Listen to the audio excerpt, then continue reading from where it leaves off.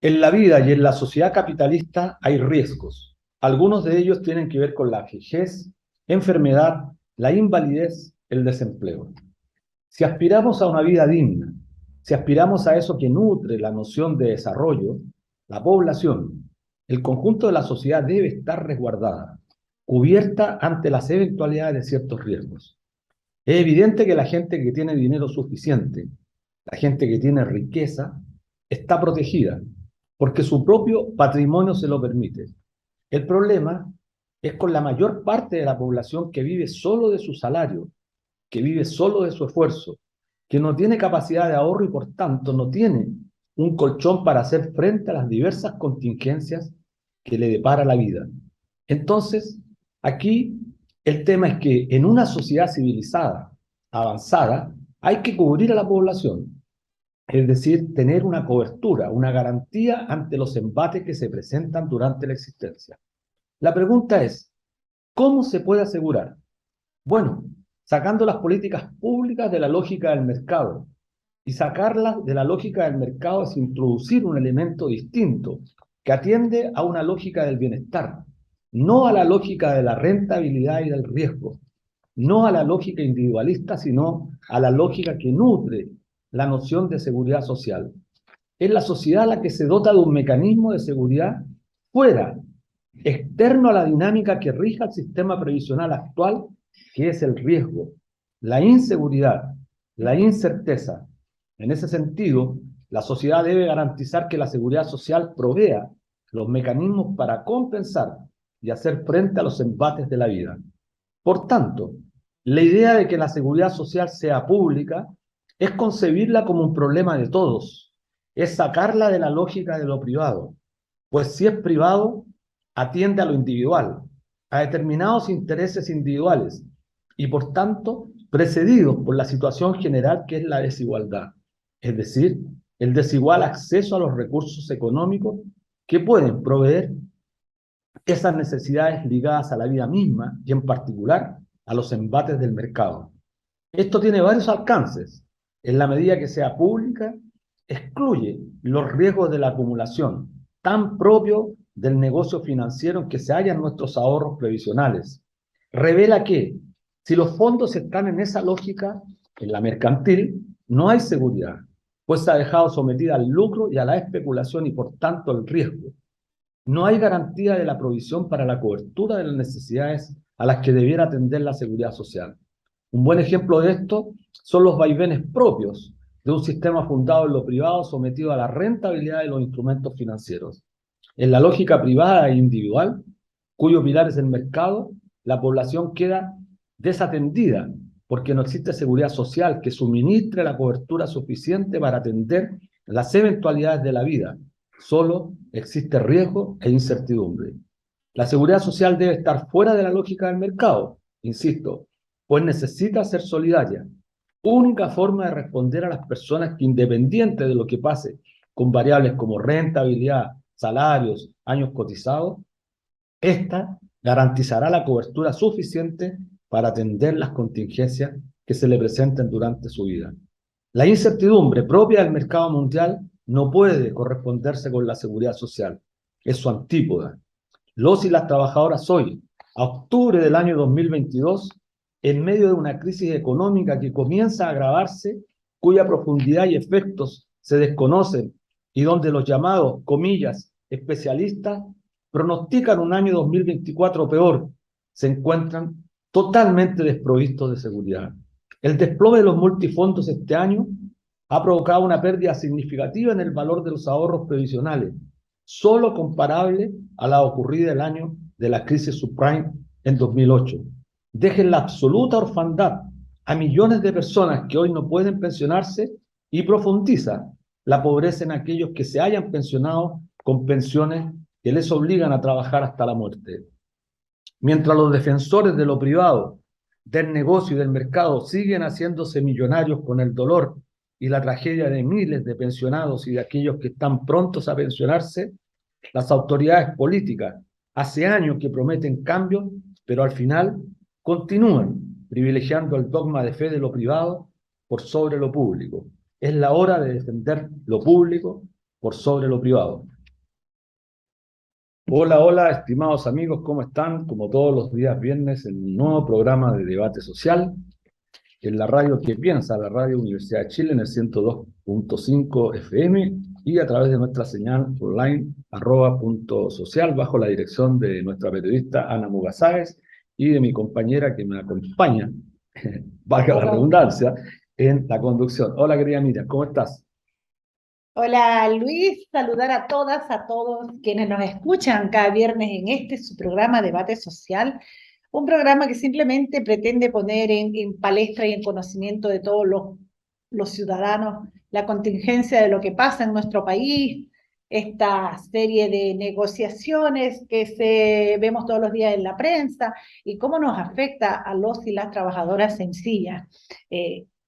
Hace reflexionar tu introducción, Luis, porque realmente en Chile esta clase política hace gárgaras con lo que la gente siente que es una despolitización total. Entonces, ellos juegan a decir de repente que las administradoras de fondos de pensiones son seguridad social. Y en realidad, la gente que se dedica a esto solo entiende que lo único que tenemos como seguridad social que nos rige al día de hoy es FONASA. Aparte de eso, no existe solidaridad, no existe humanidad. Eh, Leía hoy día en un diario popular, por ahí para el barrio más pudiente, que era La Tercera, que decía que el consumo es mayor a los ingresos, que ese era el problema que tenía Chile.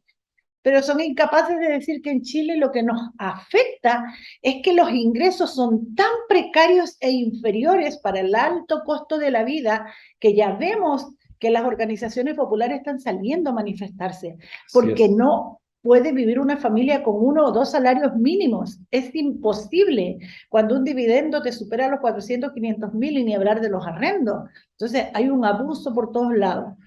Estamos Bueno, hoy presos del crédito, vivimos a crédito, y el día que perdamos la fuente de empleo, ese ingreso mínimo, será peor todavía. bueno, así es, Miriam, como bien dices tú, hay un dato que respalda lo que estás diciendo y que una reflexión que hace a partir de lo que has estado observando en la prensa tradicional, que es La Tercera y el Mercurio. Bueno, el INE hizo recién publicación y señala que las remuneraciones reales cayeron en el mes de agosto más del 2,4%. Pero si se suman las de diciembre del 2021 a la fecha, lo que según el INE ha perdido el conjunto de los trabajadores chilenos como poder adquisitivo corresponde a 4 años. Es decir, hemos perdido el poder adquisitivo que teníamos hace 4 años atrás. Entonces, el nivel de pobreza se está multiplicando a una velocidad gigantesca y eso es lo más grave porque estamos observando que la gente cada vez, producto de la inflación, su dinero, su salario, le alcanza para comprar menos cosas. El kilo de pan ya superó los 2.000 pesos, en algunas partes llega a 2.300, 2.400. Los huevos, un huevo está Claro. costando en algunas partes 300 pesos, yo me caí de espalda. O sea, la gente pobre que consume mucho pan y huevos, porque huevo era lo que permitía. Bueno, Era como lo más barato. eso ya es casi se está convirtiendo en comer huevo un privilegio en Chile. Y entonces, esa es la realidad. Pero, como bien decías tú, no tenemos seguridad social y la seguridad social comprende dos aspectos fundamentales: la salud y las pensiones. Ya tú, la salud, ¿para qué hablamos? La salud peor, cada vez peor, y las ISAPRES que habían prometido la quiebra, bueno, no quebraron, están modificando los planes, disminuyendo las prestaciones, las coberturas son un costísimo costos. Si tú quieres mayores coberturas, tienes que pagar mucho. Entonces los sectores medios pobres, y los pobres ya prácticamente están en la marginalidad total. Ese es el panorama que se está presentando en Chile hoy. Así es complejo para vivir un hogar popular con un salario mínimo, quizás con dos, Claro, porque trabaja el hombre y la mujer. claro, hoy Informal. informalmente la mayoría de las veces, porque las mujeres llevan el costo de tener que ver cómo se arreglan y en el rato que los niños están en el colegio Sale a tratar de vender salir a algo. vender, después Sí, llegar a almorzar, dejarlo con la vecina, volver a salir y estar todo el día presionada, todos los 7 días sí, de la semana. exactamente. Eh, lo que en Chile hoy día nos rige es un salario de Sobrevivencia. sobrevivencia. Hay que hacer malabares para llegar a fin de mes. Y lo que hacemos la mayoría que podemos tener un crédito, sea una casa comercial, es vivir la bicicleta, pagarlo del mes pasado y volverte a endeudar para el próximo mes y así una constante. Sin hablar del descarado alza de precios de todos los días. Nos decían falsamente antes del 4 de noviembre que si ganaba el apruebo, íbamos a hacer Cuba, íbamos a hacer Venezuela, iba a haber un éxodo de chilenos por el mundo, el dólar se iba a disparar, la UEF también. Pues ganó la otra opción y estamos exactamente en el mismo panorama del cual supuestamente teníamos que huir. El dólar está disparado y los precios siguen subiendo. La benzina no hay quien le ponga un control. Y para el trabajador, como tú decías, siempre la clase media es la más castigada. Es terriblemente la más castigada. Bueno, y sabes tú, la línea de la pobreza, ya está cayendo mucha gente bajo el nivel de la pobreza, porque según los datos que ha publicado recientemente Fundación Sol, para que la gente esté por sobre la línea de pobreza tiene que tener un hogar de 2 personas, un ingreso neto de 337.762 pesos. Y un hogar de 3 personas, partamos por el hogar mínimo, una pareja con un niño, con una niña, requiere, para no estar bajo la línea de la pobreza, ingresos superiores a los 448.000 pesos. Y ocurre que la mitad de los chilenos está ganando por debajo de los 470.000 pesos brutos. Si tú le descuentas las cotizaciones de salud y de pensiones, que van a parar a la riqueza de las AFP, en realidad están recibiendo ingresos por debajo de los 320.000 pesos. Es decir, la mitad de Chile está llegando por niveles bajo la pobreza. Es decir, y si analizamos los sectores medios que están fuertemente endeudados, como señalaba, bueno, estamos llegando a que sobre el 60% de la ciudadanía en nuestro país está bajo la línea de pobreza. Por eso, este país requiere con urgencia seguridad social, es decir, que ciertas prestaciones, salud, pensiones, de invalidez, de vejez, de sobrevivencia, estén absolutamente garantizadas por el Estado. Sin embargo, lo que observamos es que Bachelet, Piñera, y parece ser que ahora también, la presión es tan fuerte, Miriam, que parece que no van a haber reformas que cambien estructuralmente este modelo, y los y las trabajadoras van a tener que seguir destinando una fracción importante de su ingreso para seguir financiando el ahorro, que al fin de cuentas se usa para financiar la inversión de los grandes grupos económicos de nuestro país. Que no coinciden con los principios de lo que es la real seguridad social, el auxilio, el socorro, la solidaridad, la humanidad que tiene que haber en el sistema. Las AFP no cumplen con ese principio. Y por tanto, como tú bien señalabas, me hiciste reflexionar, los trabajadores, la gente popular, la gente común, pagamos más impuestos que los súper ricos. Bueno, en términos relativos, por supuesto. Claro, supuesto. porque el IVA lo pagamos con un salario menor. El IVA, que es casi bueno, compra un huevo, estás pagando IVA, compra un pan, claro. Estás pagando el IVA. Y yo que trabajo en un retail, un supermercado, en una comuna de las más pudientes, no de la más, como en Vitacura, el otro día escuchaba una señora, porque ya todo te compran con factura, que ella le sacaba el 40%, porque comprabas la comida en tu casa con factura. Recuperan el IVA. Le pasaba, cuando compraba los productos para su línea gastronómica, le pasaba el IVA al cliente y recuperaba el IVA. Claro. Entonces le explicaba al hijo cómo trabajar con el IVA. Y yo decía, es que es sin fin... Estaban con un quinto del ingreso, es decir, para que los otros auditores lo tengan claro, un trabajador que recibe un ingreso de 500.000 pesos al mes bruto, está en el fondo destinando 100.000 pesos a impuestos, porque el que gana 500.000 pesos al mes, prácticamente todo su ingreso lo destina al consumo. Entiéndase, pan, productos fundamentales para la alimentación, aceite, té, azúcar, fideos, etcétera, etcétera. Y todo eso está afecto a IVA, por lo tanto, está destinando casi un quinto de su ingreso al pago de impuestos. Entonces, en términos relativos muy grandes, los grupos poderosos de este país, Lux, Inmate, destinan menos del 0,1% del total de sus ingresos al pago de impuestos. Me refiero al impuesto del IVA. Entonces, y sin contar, Luis, que somos presos cautivos del sistema FP, pero también de la empresa de luz y de agua, que se coluden para subir todos los días y que Claro. somos los trabajadores que pagamos porque no tenemos opción. Entonces, por todo lado el mercantilismo se ha instalado. Bueno, por eso es fuertemente. relevante subrayar la importancia de lo público sobre lo privado. Aquí durante 40 años se ha dicho, se ha demonizado lo público, que lo privado es lo bueno, pero lo público hay que decirlo, se coluden, no se estafan, todas las grandes compañías de este país que se financian con nuestros ahorros se han coludido en una cantidad impresionante de negocios.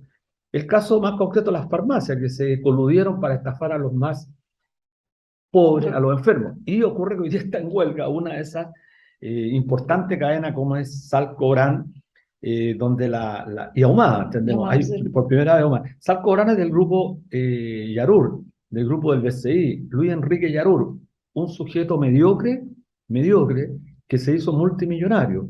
Y se hizo multimillonario, y lo puedo decir aquí sin ningún temor, porque trabajo hace más de 40 años en el sistema financiero, se han hecho millonarios sobre la base del negocio espurio, es un corrupto. ¿Y por qué lo puedo decir con total propiedad que es un corrupto? Porque un diputado de la República hace poco escribió un libro donde denuncia absolutamente todas las vinculaciones espurias que tuvieron para coludirse para afectar a enfermos. ¿Y quién estafa a un enfermo a través de cobrarle 10, 20 pesos, 20 veces el valor de un medicamento? Es un tipo corrupto que no merece nuestro respeto. Bueno, esa es la gente que está hoy día dirigiendo estas grandes compañías. Y que son los peores empleadores. Exacto. Y que están ofreciendo, creo que 80 pesos, o no me recuerdo bien la cantidad, que es francamente vergonzosa a los trabajadores y por eso tuvieron que salir a la huelga. Y son estos mismos empresarios los que invierten en políticos, en las cámaras, en donde se hacen leyes, para, por ejemplo, negar la aprobación de la reforma tributaria mientras ellos se coluden para robar. Claro, quieren seguir manteniendo el sistema de pensiones, dicen con aumento de impuestos, que los impuestos paguen, pero con el IVA, el más regresivo. Y el IVA, como bien es, el IVA no puede ser el impuesto base para mejorar las arcas públicas. Esas mismas arcas públicas que la reforma previsional pretende seguir subsidiando a las AFP con recursos públicos. Miren, una última cosa antes de irnos al corte. Es bueno para nuestros auditores decirles que los fondos cayeron fuertemente. El fondo A de mayor riesgo, más de un 17,51% de pérdida, el fondo B 14,36%, el C 11,29%, el D 5,89% y el fondo E, supuestamente el más seguro, un 0,99%. ¿Cuáles son las consecuencias? Que la ciudadanía que está pronto a pensionarse, que hoy día han cumplido los 65 años, los hombres 60 años, no se pueden pensionar, así de simple, lo dicen los propios defensores del sistema, no se pensione, aunque usted esté enfermo, no tenga trabajo, y usted haya estado esperando la edad para poder pensionarse y recibir una pensión mínima que le permitiera, no se puede pensionar porque ha caído tanto el nivel de valor de nuestro ahorro. Este es un sistema que no merece respeto y que sin embargo, y hay que decirlo también, lo defienden a muerte. Y lo defiende, desgraciadamente, todos los ministros de Hacienda, incluido el señor Mario Marcel, que muchas veces algunos lo han prácticamente endiosado, pero él es un defensor del sistema de capitalización individual, el actual ministro de Hacienda, al igual que todos los ministros de Hacienda. Bueno, y este marco regulatorio para la propuesta de la nueva Constitución está precisamente mantener las AFP.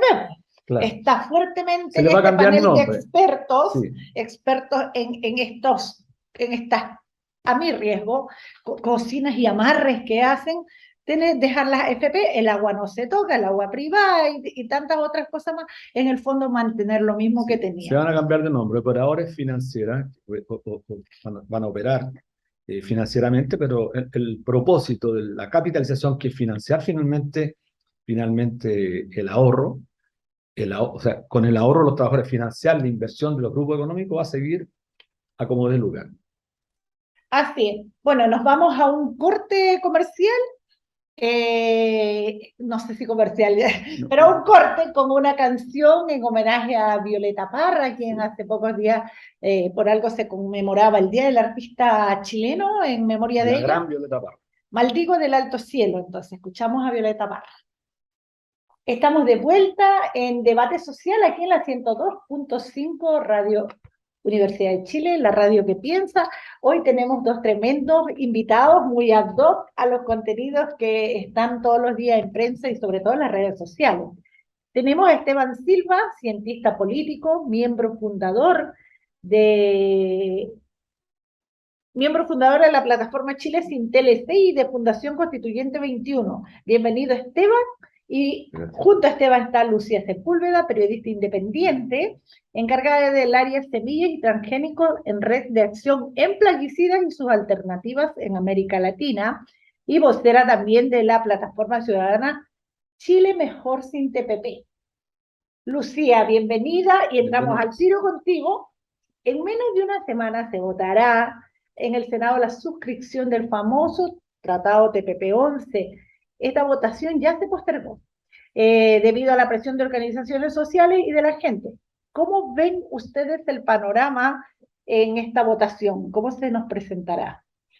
Mira, creemos que el costo social y político que va a tener el gobierno, el presidente Boric, que hasta ahora no usa su facultad de retirar el TPP del Senado, va a ser grande. Pienso que no lo esperaban, puesto que hay una reacción a nivel nacional. Todos los días estamos publicando y enterándonos de movilizaciones a lo largo de Chile, norte, sur, zona central y de sectores diversos, porque justamente el tratado afecta la calidad de vida en muchos aspectos, y eso la gente lo tiene más o menos claro. Así que ellos lo van a hacer entre gallos y medianoche, porque lo están haciendo, imagínate, después del 18, así rapidito todo, siguiendo los peores ejemplos anteriores, políticos. Sí, bueno, bienvenidos Esteban y Lucía. Hace un par de semanas tuvimos en nuestro programa al destacado economista, nosotros hemos dicho el economista de mayor prestigio internacional que tiene Chile, Gabriel Palma, doctorado en Oxford y además profesor titular en la Universidad de Cambridge. Pero además no solamente eso, es creador del índice Palma, que es un indicador que se utiliza permanentemente, al igual como se utiliza el indicador Gini. Pero en Chile es denostado porque justamente no está dentro del coro de economistas que se han subordinado a todas las políticas norteamericanas, fundamentalmente estadounidenses, los que responden al consenso de Washington, y que han aplicado de manera sistemática en este país políticas absolutamente regresivas.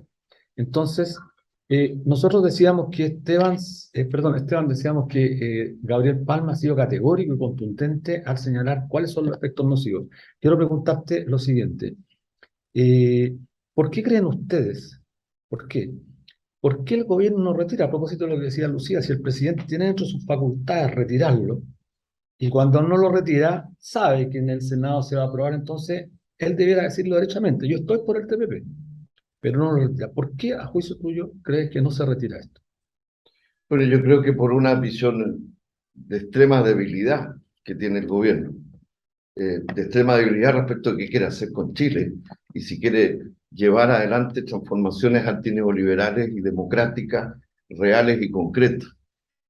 Chile Mejor Sin TLC se constituyó el año 2005.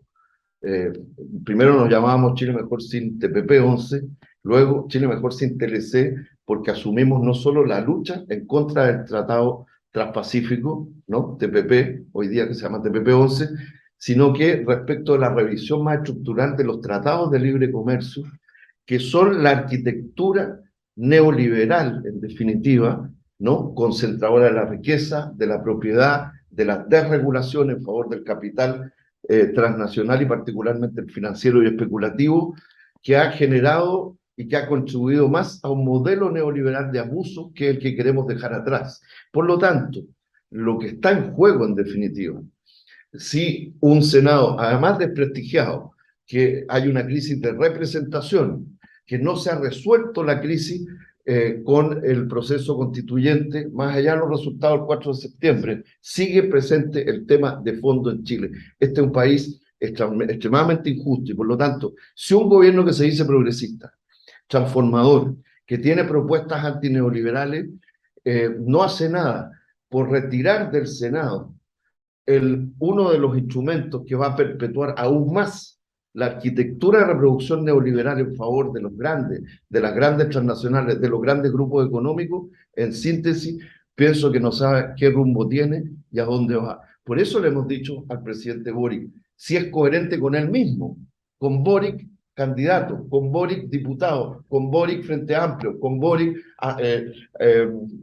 su coalición, debería retirar el tratado, pero además debería archivarlo, definitivamente. Este es el problema de fondo. Todo lo demás es un cuento de juegos técnicos, está lleno de mentiras, de opinólogos, de gente que, pero en definitiva, también, termino con esto, creo que en el gobierno hay un sector que es también sector neoliberal, ¿no? Que ha ido adquiriendo preeminencia dentro de la conducción política y que está presionando también el rumbo del gobierno y el propio gobierno del presidente Boric. Este es el fondo, la verdad, de lo que está en juego en los próximos días. Bueno, coincido en casi todo con Esteban. Lucía, señalaste que el TPP-11 afectaría la calidad de vida de las personas, de la ciudadanía en general. ¿De qué forma? ¿Podrías ejemplificarnos para magnificar para la gente común y sencilla, para todos mis compañeros de trabajo que me escuchan, para que entiendan por qué? Porque hablando de campañas, empezaron también la campaña de los grandes beneficios que nos va a traer el TPP-11, cosa que todos sabemos que no hace.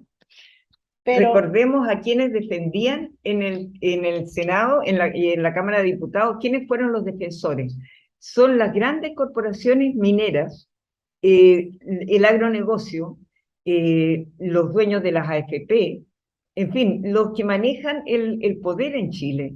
Ninguna organización social nunca ha dicho necesitamos el TPP, nos hace falta para mejorar, para crecer. Son ellos los que hacen esa apuesta porque son ellos los que se llevan nuestros bienes naturales comunes, se llevan esto con un trabajo precarizado y por tanto es mantener ese esquema, como decía bien Esteban.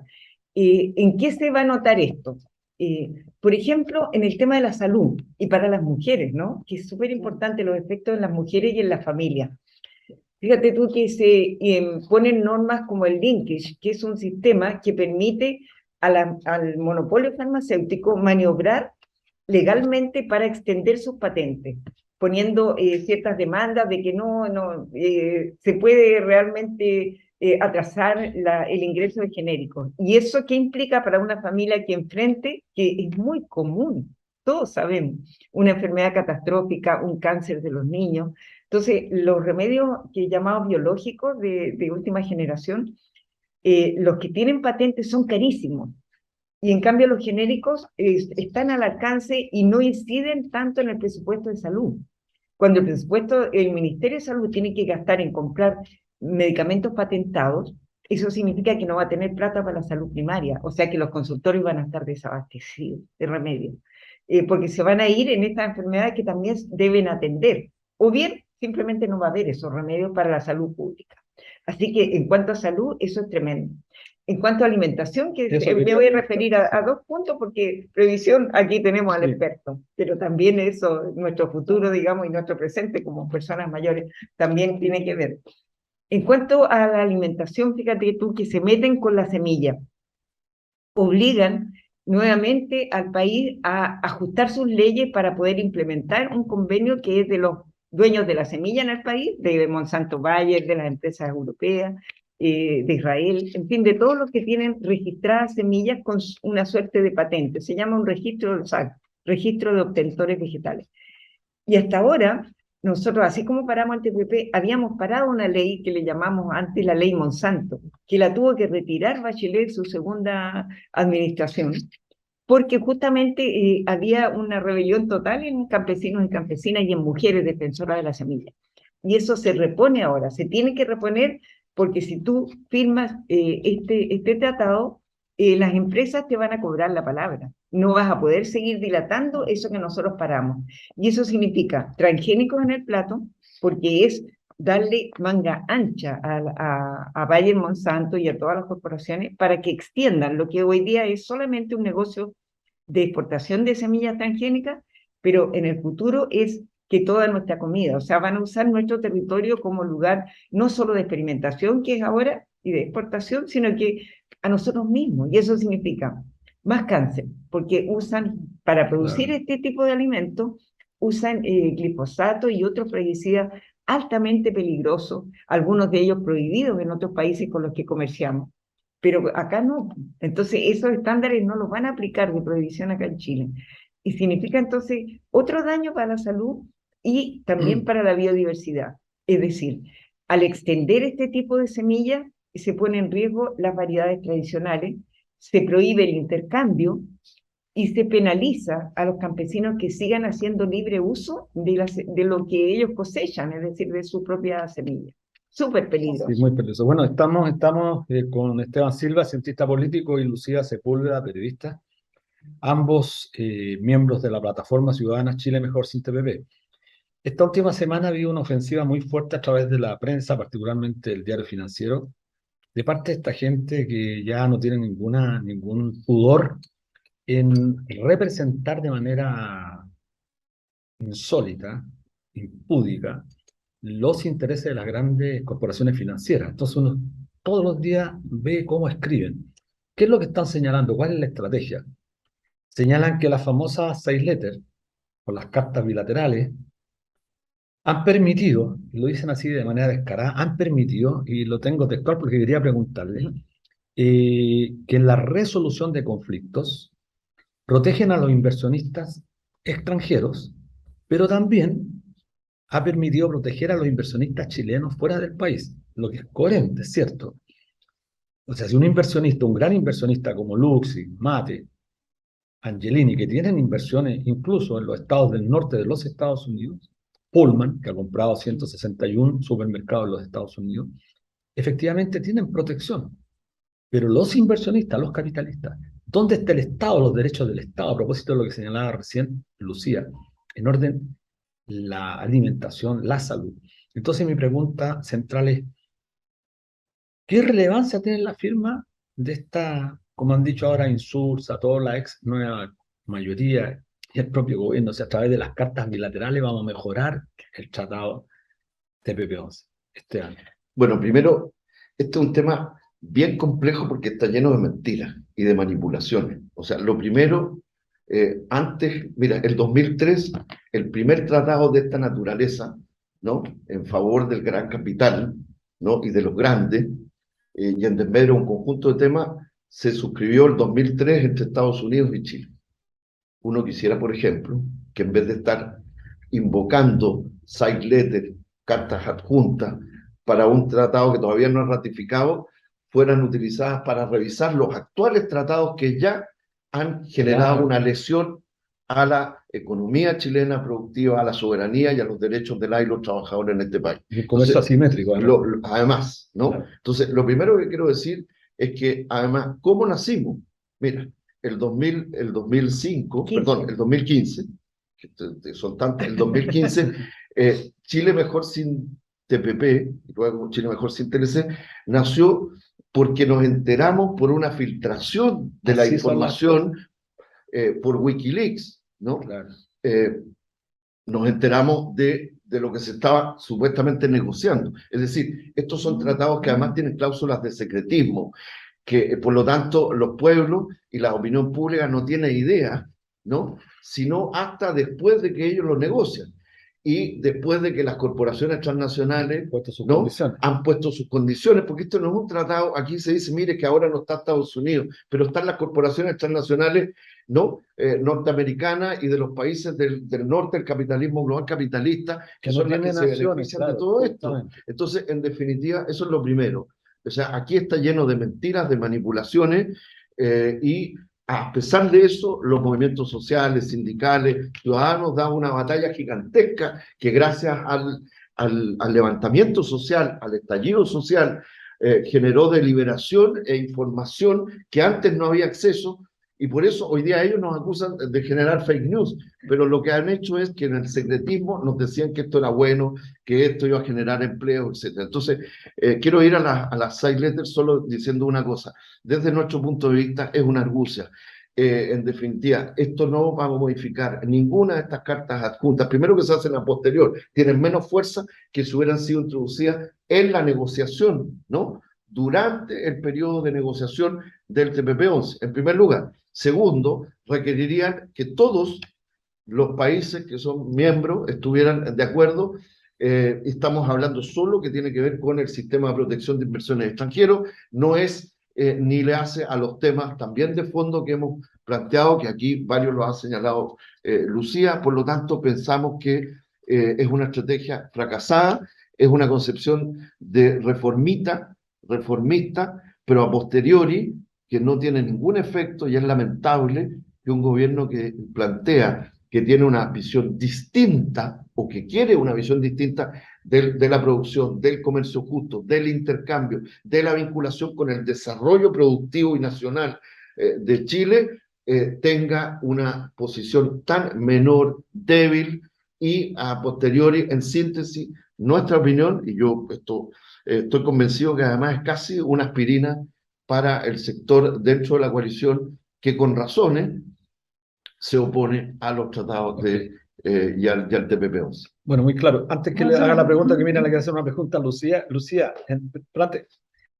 se han reunido con el gobierno lo ha llamado, los ha invitado, estamos viviendo supuestamente después de diciembre, cuando Boric ganó con un contundente resultado que cambiaba la política. Entonces, yo estaba, mientras te escuchaba a ti, Lucía, y a Esteban, bueno, estaba pensando cuántos sindicatos apoyan la suscripción del TPP, cuántos movimientos sociales. Ayer la coordinadora Noma FP se pronunció sobre el mismo tema, pero al mismo tiempo le exigió al presidente que lo retirara y que abriera un debate público con ecuanimidad, no el debate público donde esté Nicolás Aguirre, donde esté, claro, estén los mismos, no, que sea ecuánime.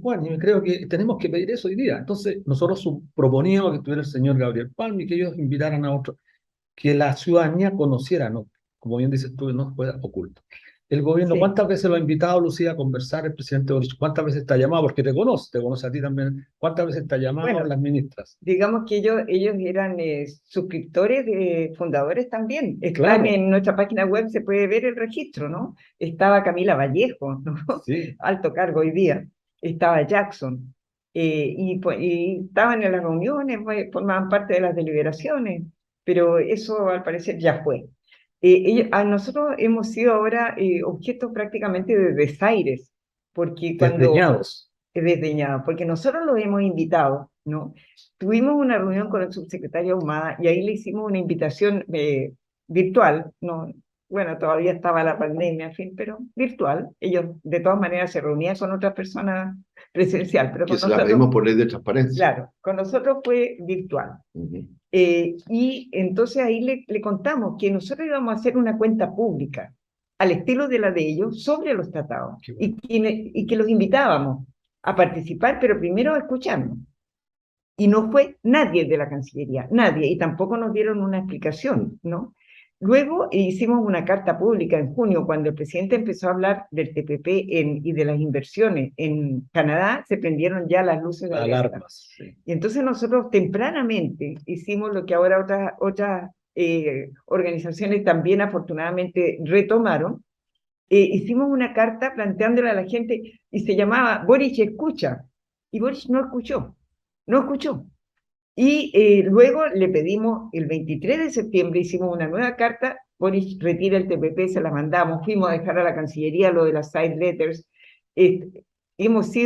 La moneda ha estado con vallas como nunca habíamos podido no pararnos frente a la Cancillería. Ahora teníamos que hacer una ronda como de 5 cuadras y tú fuiste excluido. Sí. Entonces, el trato que nos está dando el gobierno de Boric es el trato que se le da a una fuerza prácticamente casi enemiga, diría yo. Es extraño, no es coherente con su título de gobierno ecologista, de gobierno feminista, y con lo que pasó en definitiva, que fue lo que lo llevó al gobierno, ¿no?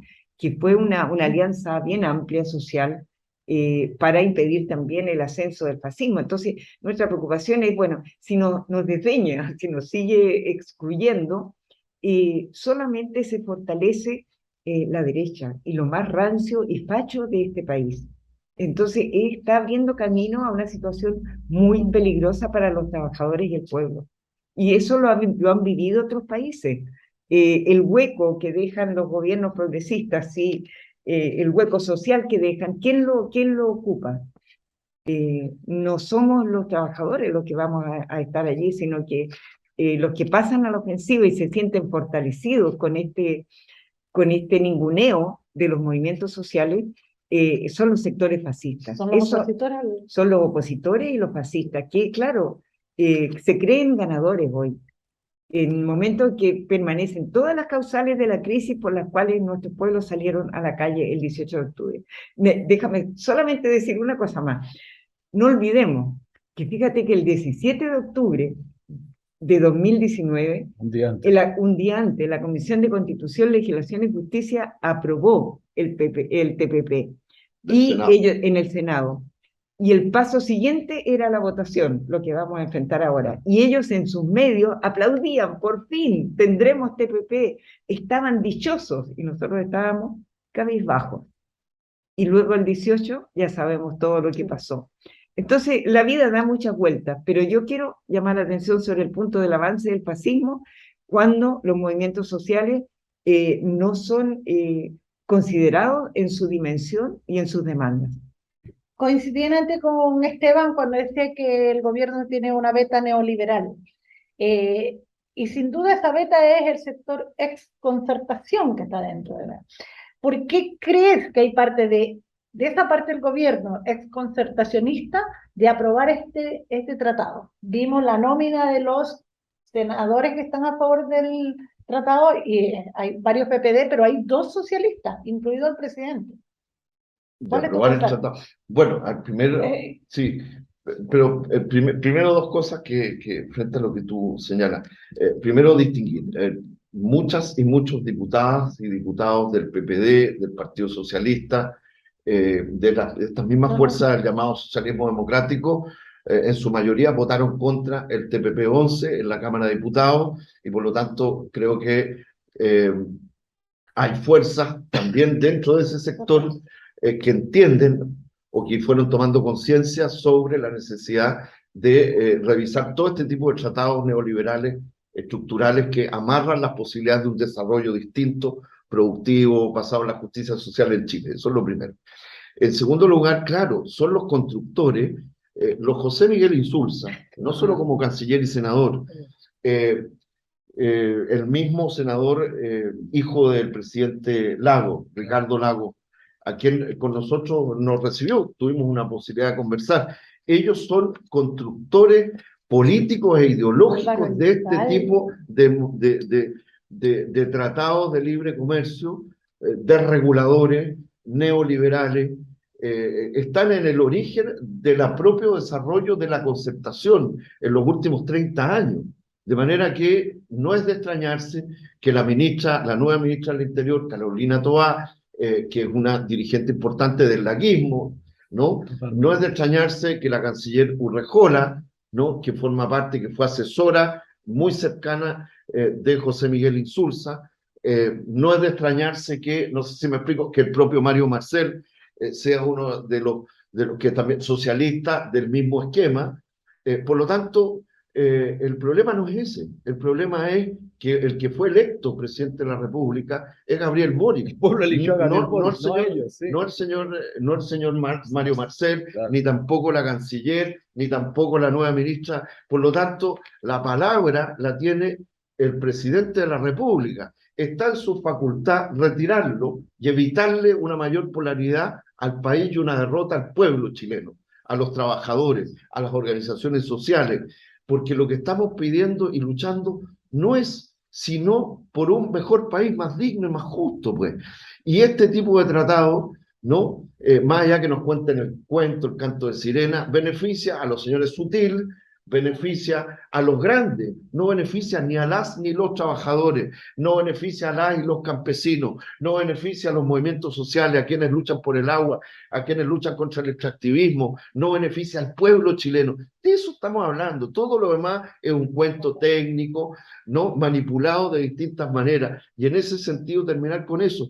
Por eso no es un problema solo de la socialdemocracia neoliberal, que hoy día también forma parte del gobierno, ¿no? Porque al final, donde hay gente distinta también dentro de ellos que tiene opiniones críticas que nosotros valoramos mucho, ¿no? Como por ejemplo la posición del senador Urresti, que dijo algo muy simple. Termino con esto. Dijo que iba a votar en contra del TPP-11 porque escuchó a sus electores, a las organizaciones concretas que lo eligieron. Es que la política no tiene ningún sentido si finalmente son las élites es un Congreso desprestigiado, los mismos de siempre, los que pretenden enfrentar los problemas que no hemos resuelto el conjunto de los chilenos con más soberanía y más democracia. Este es el problema de fondo que estamos viviendo. Así es, me parece muy bien. Muy claro, Esteban. Yo quiero hacerle una pregunta a Lucía. Mira, Insulza, que ha sido uno de los personajes más, yo diría, eh, pro pérdida de soberanía. Mm. No nos olvidemos ya, ya la insistió en este tema en las 6 letras, que ahí se puede negociar. Bueno, yo quiero recordarle a los auditores de Radio Universidad de Chile que no perdamos la memoria reciente. Él nos prometió, y le prometió al pueblo, y no solamente al pueblo de Chile, sino que al concierto internacional, que él traía a Pinochet para que Pinochet fuera juzgado en Chile. Él fue el hombre que se la jugó a muerte. Bueno, aquí están las consecuencias. Se trajo a Pinochet y Pinochet, yo diría en una ofensa a todo el pueblo chileno y a toda la prensa y al concierto internacional, llegó y se paró como el mejor campeón. Bueno, ese Insulza, un tipo absolutamente que ha denostado la política, que le ha hecho un tremendo daño, y por lo tanto no debemos tener ninguna confianza. Y reafirma lo que tú señalas. Yo quiero pasar una pregunta con Lucía, toda vez que ella es periodista, pero dijiste una cuestión muy importante, la campaña, lo que se proyecta de aprobarse un tratado de esta naturaleza que nos va a hacer perder, sin ninguna duda, soberanía. Los medios de comunicación, ¿qué posibilidad tenemos? Sí, estamos enfrentados a un problema muy grande. No tenemos medios para decir la verdad o para contar nuestra verdad. Seamos menos quizás dogmáticos. Nosotros no tenemos un dogma de fe, tenemos una verdad. Ellos tienen una verdad. Bueno, esa verdad viene a confrontarse, como bien decía Esteban, que sea el pueblo, la ciudadanía informada la que se pronuncie. Pero aquí no hay ninguna posibilidad. Los medios de televisión, de prensa, la coordinadora, por eso le pedí al presidente que TVN lo intervenga, no para ponerlo al servicio del gobierno, sino que para ponerlo al servicio de la ciudadanía, de forma tal que haya un equilibrio. Tú ves, informe Estado Nacional, es una vergüenza, o sea, la preeminencia de la derecha con los locutores de por medio. Lucía, tú que fuiste destacada periodista, bueno, jugaste un rol importante hace muchos años atrás. ¿Cómo es este problema? Si no el fascismo, o este neofascismo, lo que está pasando en Italia, probablemente en Brasil, porque queremos que Esteban nos comente un poco lo de Brasil. Pero ¿cómo es este Sí. tema ahora? ¿Cómo Bueno, podemos competir? sí, yo creo que también debemos aprender las lecciones del 4 de septiembre, ¿no? Y nunca más enfrentar competencias de ese tipo sin antes generar una ley de medios, ¿no? Que Es que te verdaderamente... acusan de que estás contra la democracia, eso No, hay que no, no, aclararlo. es que la democracia no existe La ley de medios es importante. sin medios que permitan dar la voz a todos los sectores y sin establecer una legislación que verdaderamente persiga el financiamiento de la política a través del gasto en los medios, ¿no? Así es. El financiamiento de las opciones más conservadoras y que no damos, como te digo, a todos los sectores que tienen una visión distinta de país. De manera que yo pienso que eh, esta debilidad del gobierno debiera ser un periodo de reflexión para poner prioridades, y entre sus prioridades debiera estar esto de verdad. O sea, yo creo que una de las causas, no es la única, pero una de las causas, la otra es el acuerdo que firmó Boric, Claro. el acuerdo de paz, ¿no? Y las condiciones que le puso a la convención, esa celeridad, ese separamiento del pueblo, ese no tener, bueno, ya, para que no alcanzamos a meternos en eso. Pero una de las causas fundamentales es que no pudimos romper la censura para llevar la verdadera información a la televisión, que es lo que ve la gente común y corriente. Y ellos son los que votan, y más aún ahora con esto del voto obligatorio. Entonces, en vez de ponerle esa prisa que tienen, como tú decías, para el voto obligatorio, deberían ocuparla en estas otras cosas, o sea, establecer una verdadera televisión pública, medios, pagar la deuda histórica que tienen con Clarín de Chile, por ejemplo, permitir que Clarín exista, o sea, porque hoy día no tenemos absolutamente ningún medio que no sean los medios electrónicos, virtuales, que nos dan cobijo Estamos en en ocasiones, desigualdad, claro. pero estamos en absoluta desigualdad. Entonces, como periodista, yo saludo la iniciativa de Anamic, de los medios populares, pero también están en total desventaja, porque llegan solamente a los sectores más informados, qué sé yo, claro, no tienen recursos económicos, etcétera, pero nosotros necesitamos que a nivel local, a nivel de todo el país, pudieran existir medios con cobertura y con recursos de manera que puedan transmitir todos los mensajes. No estamos diciendo que sea una sola voz, estamos solamente pidiendo lo mínimo, el acceso de todas y todes a la información pública y debates reales, no esto de la farándula La siempre ficción, allí, claro, el claro. deporte, la seguridad, tomadas de una manera que alejan a los grandes públicos de los temas de fondo que estamos enfrentando. Sin duda un temazo el tema de la desinformación. Los medios se prestan para deformar. Claro. Bueno, Esteban, como última pregunta, estuviste en Brasil, viviste esta ferviente elección, si bien esperábamos mucho que Lula ganara con una mayor diferencia, pero rescatamos que ganó. ¿Cómo ves la segunda vuelta? ¿Cuál es el escenario político? Entendemos que Bolsonaro trabaja mucho el Big Data y Está todo. creciendo, está creciendo. Sí, está Ese es el creciendo. problema que ¿Cómo decía ves tú? Lucía. ¿Cuál es el panorama para Latinoamérica? Tuvimos también la visita del jefe de diplomacia, Anthony Blinken, Sí. precisamente. Y ya vimos lo que significó con la Claro, declaración sobre Rusia que suscribió Chile con Colombia ayer en Lima. Pero en fin, eso es otro tema.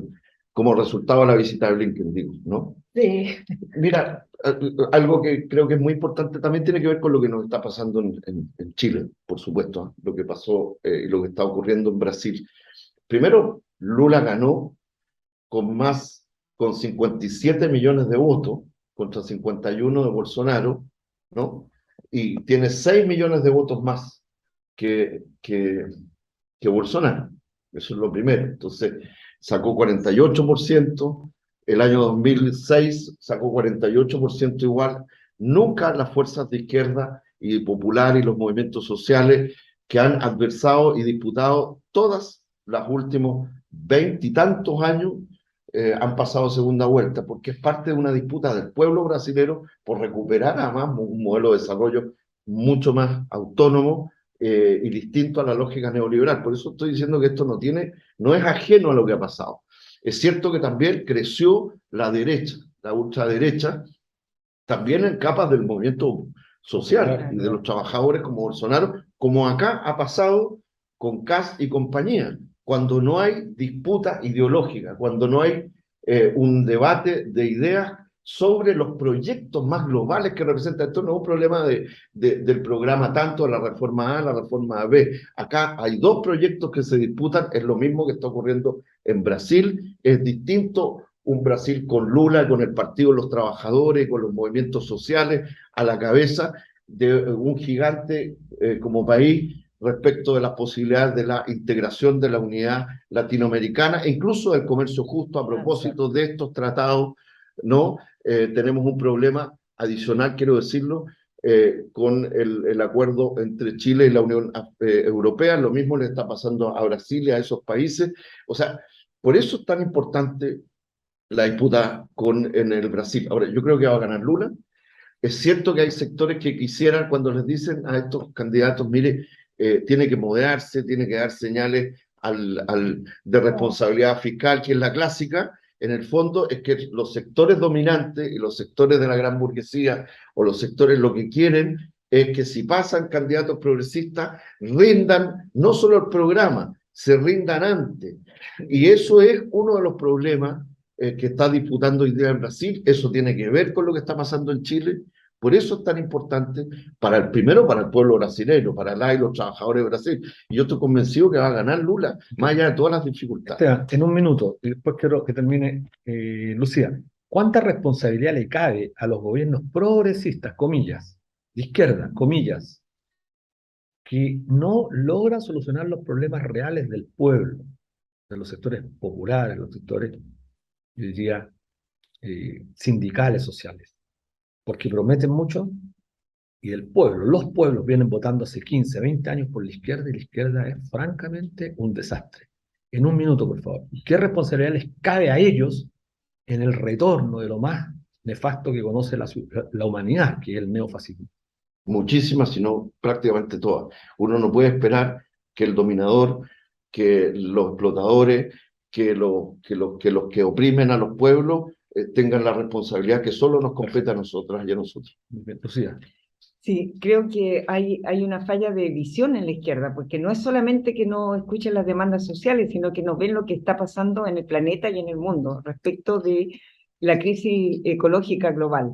Entonces no se dan cuenta que hay gente acá en Chile sin agua, no se dan cuenta que la semilla se está perdiendo, que no tenemos bosques, que se derriten los glaciares. Entonces viven en otro mundo, no viven en el mundo, como tan bien decía la Fabiola Campillay, nuestra querida senadora, que ella dijo, pero es que las poblaciones nadie ha pedido el TPP. No, pues si las poblaciones piden comida y movilizaciones por las alzas, en la hormiga Así es. recién, Bueno, ¿entiendes? parece Lucía, Comida, sí, agua, sí, lo parece más que elemental. esta izquierda que durante años Y pensiones dignas, por ¿no? supuesto, Miren lo que está pasando ahora con la esta propuesta izquierda del que gobierno. durante muchos años a nivel Terrible. internacional reivindicaba la vieja frase de Rosa Luxemburgo, si no hay socialismo habrá barbarie, pero parece que se olvidaron, como bien decías tú, de contar y comentar con la ciudadanía, con la gente, con el pueblo común. Miren, estamos en la hora. No, agradecemos así. Nos quedaron muchas preguntas Sí. pendientes. Agradecemos a Lucía Sepúlveda y a Esteban Silva por esa Sí, claridad en muy la buena. defensa